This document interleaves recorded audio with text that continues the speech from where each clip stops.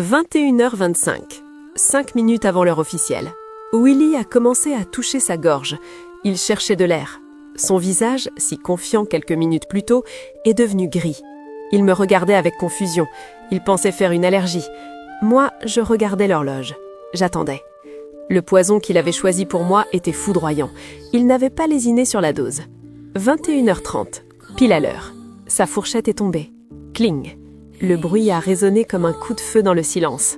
Il s'est agrippé à la nappe, renversant le vin, rouge comme le sang.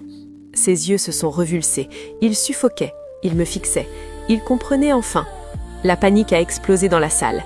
Le pasteur criait. Le garçon d'honneur, son complice, était pâle comme un linge. Je me suis levée. Je me suis penchée vers lui au milieu du tumulte.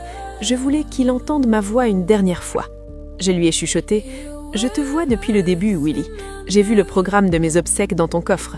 Je ne t'aurais jamais laissé gâcher ma fête. » Il a eu un dernier spasme, la terreur pure dans le regard. Puis, je me suis redressée et j'ai joué mon rôle d'épouse éplorée. « Mon Dieu, appelez une ambulance, il ne respire plus !» Le médecin complice est arrivé, celui qui devait signer mon certificat de décès.